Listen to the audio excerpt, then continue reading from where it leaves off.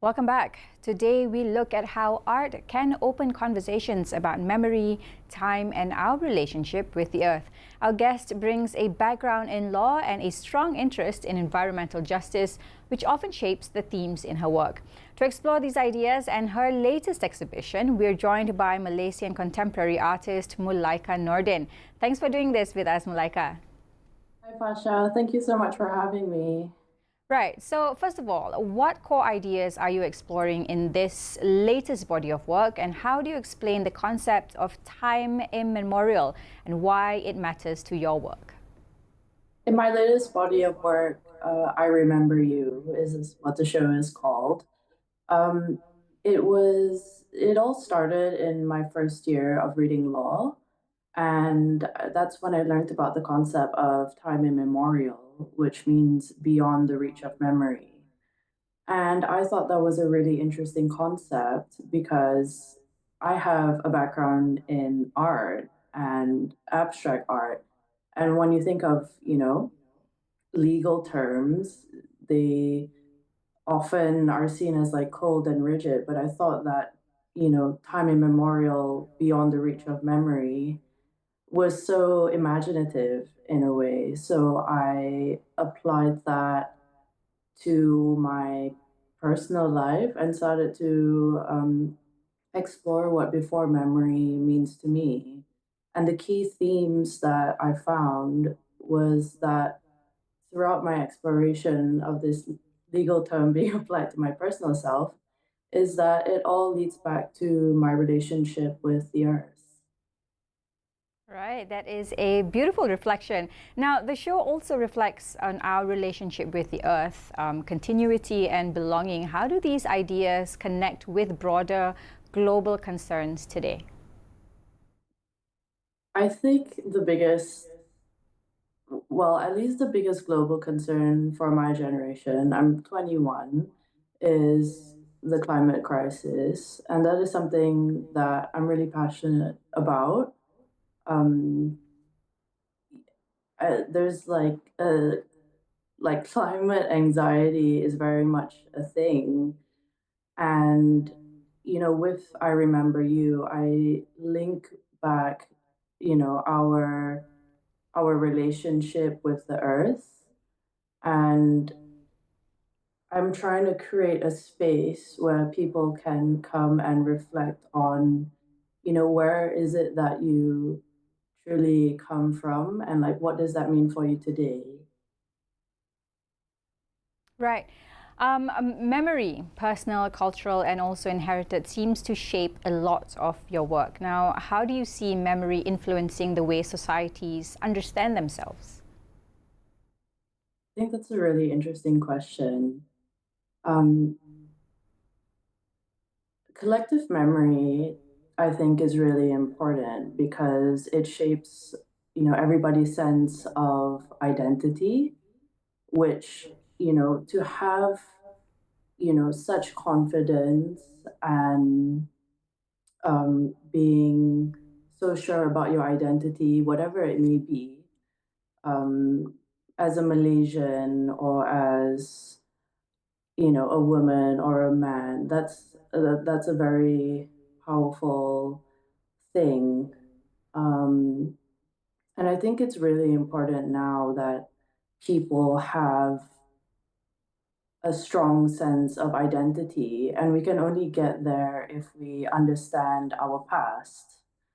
And that's what I was trying to explore with this body of work. Because, yeah, to me, if we don't have a strong sense of identity, what will we become? In this day and age, where it's like the age of fast fashion and pollution and everything. But there's so many amazing values that Yeah. already exist in our own cultures that I don't think we should forget about. Yeah, absolutely. Let's talk about your process. Now, before a piece takes shape, what does your research or idea gathering process looks like? Where do you begin? How do you begin? Well, I'm an abstract artist, so I think I'm constantly thinking of art and how I want to, produce it. But a big part of my process is actually traveling. And in this body of work, it's influenced by so many places. Um, One of the anchoring landmarks of the show is Santubong in Sarawak, which I had the opportunity to visit with my best friend Alia, and that moment in Santubong informed a very large chunk of the existing works in this series. Um, so traveling is a big part, and also because I kind of touch on environmental justice in some of the pieces in the show, particularly the piece "The True Cost," which was inspired by a drive down to Ipoh, because I saw the limestone cliffs um, being like they were like eroding, and also my travels in Vienna, which informed my palette for the later part of the series. But traveling and seeing sights and just experiencing the world is my process because I'm not formally trained in art. Right. Malaika, now you mentioned that you are an abstract artist, but you also work with philosophical ideas. Now, how do you translate those concepts into visual language that remains accessible across cultures? This is a mystery to me as well because, I have such an intimate relationship with painting. I started painting when I was a child, and I kind of see painting as a friend that I've always had. So it's something that I do very naturally as a way of processing, like whatever is going on in my life or the thoughts that I'm having about the world. So Right. it's just, yeah. Yeah. Yeah. What kind of conversations or reflections do you hope your work will inspire among audiences, both in Malaysia and internationally? Yeah. I intended to have this show to create a space for people to really reflect on their identity and question their belonging. Um, yeah, it's the show is called I Remember You, and some people ask me like, who is the I and who is the you in I Yeah. Remember You?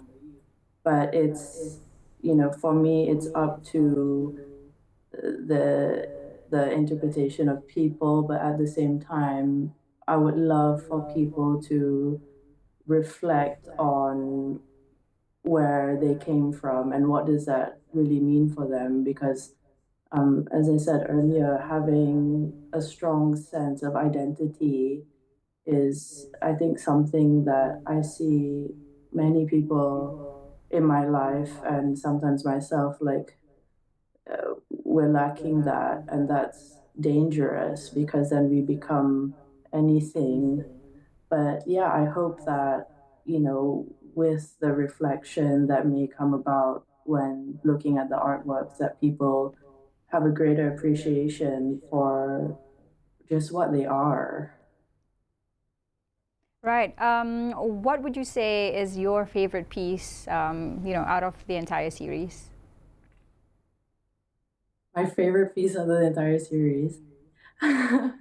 um, there's a few that come to mind, but I think my favorite was a newer piece I did in 2025 called Age of Love, because, compared to the darker pieces, which I truly appreciate, but, for me, that was a very hopeful piece.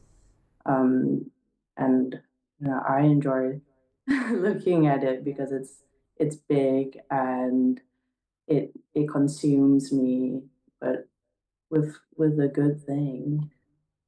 Right. Okay, so tell us more information about your exhibition. And also, I understand there's something happening this Saturday. Maybe you could tell us more about that as well? So the exhibition is being held at Heart to Space in Ampang, and it's open every day except for Monday from 9 to 5. And there's 2 weekends left to catch the show, so I'm really sad that it's coming to an end soon, but there's still time to see it. And on Saturday, there's actually a panel discussion happening between myself, Aidil Iman, who's an environmental advocate, and the Art and Law Initiative Malaysia, which is like a new initiative. Um, they basically do pro bono work to support cultural workers and people in the arts. So it will be a conversation between myself, an environmental advocate, and two lawyers in response to the show. So I think that'll be really interesting this Saturday at 3:30. Right, fantastic. This Saturday at 3:30, that was MULAIKA NORDIN, and her exhibition goes on for another 2 weeks, so don't forget to go and visit. Lots of beautiful artwork for all of you to explore. More global updates in just a moment. This is The World on Bernama TV.